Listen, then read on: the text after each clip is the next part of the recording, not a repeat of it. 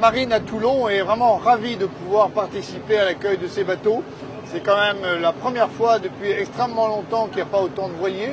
Je crois qu'il faut remonter vraiment à un passé historique, soit peut-être à l'avenue de la princesse Iphigénie au XIXe siècle pour retrouver autant de bateaux et une parade navale aussi importante. Et du coup, nous sommes ravis d'avoir pu contribuer avec l'agglomération, avec la ville de Toulon.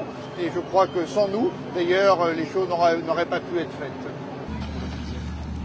Alors au total, je pense qu'on a à peu près entre 400 et 500 militaires qui sont mobilisés pour cette opération. Alors il y a un peu tout, il y a l'équipage de secours bien sûr, il y a les pilotes militaires qui ont rentré l'ensemble des bâtiments militaires, les voiliers militaires qui sont venus chez nous.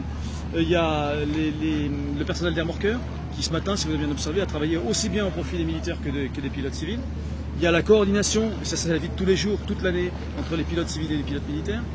Il y a les pompiers qui sont quand même pas très loin, si vous avez remarqué, en particulier on a la vire, c'est-à-dire un bateau de pompiers qui interviendrait tout de suite s'il se passait quelque chose sur les grands voiliers.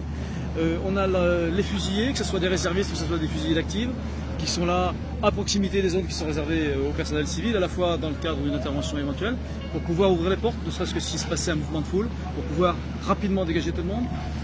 Il y a les gendarmes qui travaillent avec nous toute l'année mais qui sont là aussi. Bref, ça regroupe un peu l'ensemble de la population qui travaille au sein de la base navale dans la ville de Toulon.